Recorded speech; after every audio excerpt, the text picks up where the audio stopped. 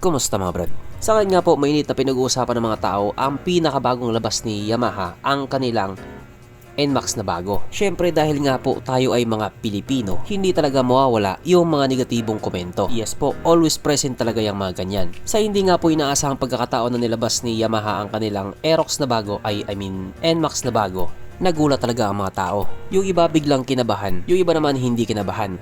Tumaas lang yung kilay. Hindi daw kasi nila trip yung itsura nito, kaya ligtas ang ipo ni mama.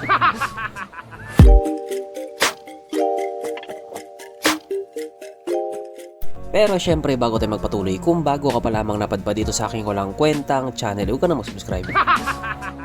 So yun na nga, sa paglabas nga po nitong NMAX na bago, mukhang hindi talaga nasiyahan yung ibang tao.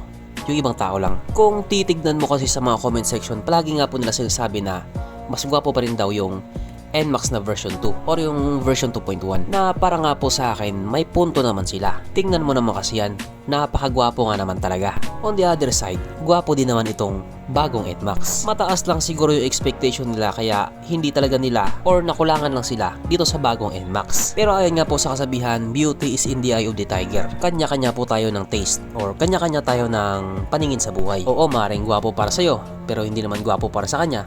Or maaring gwapo sa kanya pero hindi naman gwapo para sa'yo. Siguro ang importante na lang doon kung saan ka masaya, doon ka. Kaya dito nga po sa video na to, pagkumparahin po natin kung sino nga ba talaga sa kanila yung medyo nakakaangat-angat, kung meron man. Okay.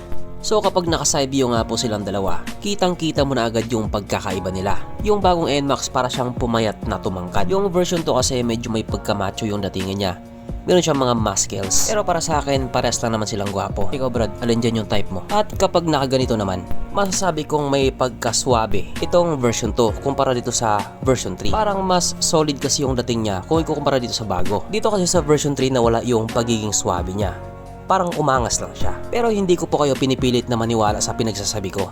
Kasi parang ako nga din hirap paniwalaan yung mga sinasabi ko. Siyempre opinion ko to kaya ito yung sinasabi ko. At kapag nakaharap naman silang dalawa, ganyan nga po yung itsura. Kitang-kita naman na mas parang sumingkit yung ilaw ng version 3 kaysa dito sa version 2. Kaya nga po parang naging mas maangas yung dating niya. Kung ikukumpara dito sa version 2 na parang swabe lang. Naayon nga din po sa ibang mga tao itong version 3 daw ay parang mukha daw ni Cell. Yun nga po yung sabi ng iba. Kapag nakatalikod nga po silang dalawa, ganyan yung itsura. Yung taillight ng version 3, mas pinaliit pa din or mas pinanipis. Tapos yung mga turn indicator naman or yung mga signal lights, nakahiwalay na. At lahat nga po ng yan ay naka-LED. Dito naman po sa may version 2, kung makikita ninyo, medyo malaki-laki pa siya ng kaunti. Tapos kasama din niya doon sa ilaw yung signal lights na nakapwesto nga po sa may magkabilaang gilid. Na para nga po sa akin, gwapo naman talaga. Kaso lang yung mga signal lights nga po niya, bulb type pa po yan. Pero wala naman po ang problema doon. Wala po akong nakikitang problema doon. Kasi napakabilis lang po gawa ng paraan yan. At pagdating naman po sa kanilang mga meter panel, itong sa version 3 nga po, syempre, bago na siya kaya naka-TFT display na masasabi nga po nating napakaganda ng pagkakagawa. Samantalang dito nga po sa may version 2, naka-digital po siya na okay din naman yung pagkakagawa nila. Siguro isa lang sa mga advantage dito sa bago or dito sa version 3, yung shock absorber niya naka-subtank. Yung version 2 kasi na nilabas sa Pilipinas, wala pong subtank. Pero sa ibang bansa, may subtank naman talaga yan. Pero still, poging-pogi pa din naman siya. Kahit ganun. At pagdating nga po sa specs ng kanilang makina, halos iisa lang naman talaga. Ito nga po ay mayroong 155 cubic centimeter engine displacement, 4-stroke single cylinder. Single overhead cam with 4 valves. Powered by blower technology ng ibig nga po sabihin mas pinalakas na makina at mas pinatipid sa gasolina.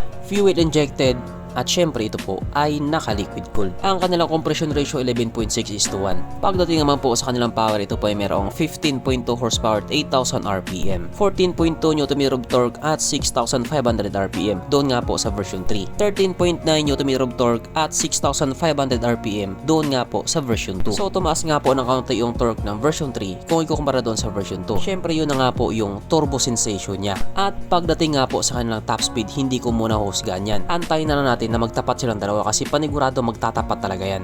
Ang kanilang fuel tank capacity 7.1 liters. Parehas lang, walang pinagbago. So ang claim nga po nitong version 3 ito daw po ay kumukonsumo ng 45 kilometers per liter. At ang claim naman nitong version 2 ito daw po ay kumukonsumo ng 42 kilometers per liter. Pero ang bat-in naman po ng mga taong mismong may NMAX version 2, kumukonsumo daw po sila ng 32 kilometers per liter. So pagdating nga po sa bagay na yan, hindi naman talaga magtutugma yan kasi depende nga po talaga yan kung paano ka pumiga ng throttle. Or depende yan sa driving style mo. Aba, malay ba namin kung nagta-top speed ka dyan sa eskinita nyo, tapos pinapalipad mo naman pag nasa highway ka na. Kung ganun nga po yung driving style mo, aba, malakas talaga sa gas yun. Ang tanong ko lang doon buhay ka pa ba? Ang sukat ng kanilang mga gulong 110/70/13 sa harap at 130/70/13 naman sa likuran. So parehas lang naman yung sukat ng gulong nilang dalawa. Pagdating naman po sa kanilang braking system, ito po ay naka-disc brake sa harap at disc brake din po sa likuran. At parehas nga po itong may ABS. Naka-dual channel ABS.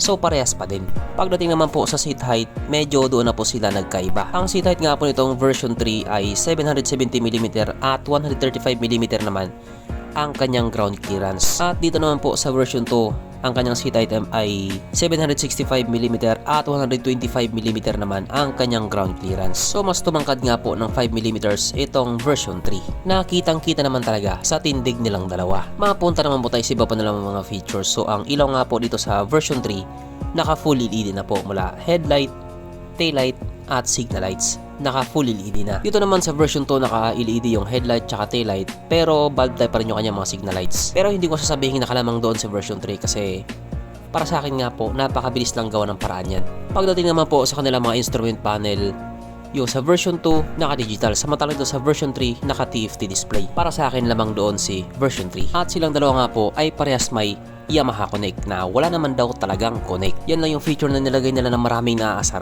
Mabilis daw kasi makalobat. Parehas nga po sila naka smart key system, hindi na magsusi-susi pa, papindot pihit na lang. Parehas din po silang may start and stop system. Parehas po silang may USB charging port. Parehas din po silang may TCS or traction control system. Marami nga po silang pagkakapareha kasi nga iisa lang naman talaga yung makina nila. Kaso ang pinagmamalaki nga po nitong version 3 or itong Yamaha NMAX TechMax Turbo, TechMax Turbo, ay yung kanya nga pong YECVT or Yamaha Electric Continuously Variable Transmission, na kung saan nga po yung panggilid niya automatic na. Automatic na yung motor mo, automatic pa yung panggilid mo. Kaya ang sabi nga po ng mga kritiko, bagong technology, bagong problema. Well, tingnan na lang natin. Pero may isa pa naman pong variant or yung standard nga po na hindi po naka-YECVT. Yung panggilid niya, mayroon pa rin pong bola or yun nga pong flyball na madalas nga pong nilalaro ng mga taong mahilig magbuting-ting. Kaya wag mo sasabihin na kaya hindi ka bibili ng bagong NMAX kasi nga wala na siyang bola. Hindi totoo yun. Kaya ka hindi bibili kasi wala kang mama.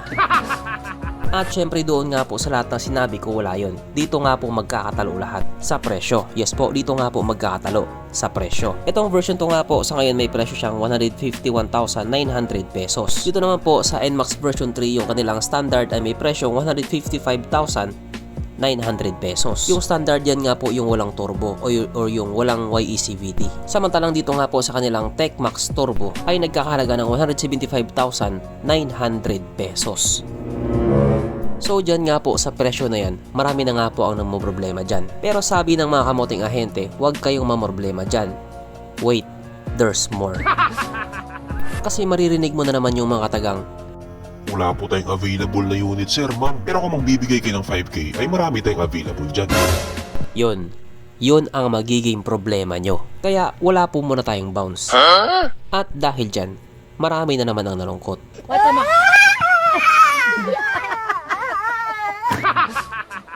So hanggang dito na lang muna mga brad. Kung may gusto kong sabihin or gustong idagdag doon sa mga sinabi ko, mag-comment ka na lamang sa baba. Okay, bye.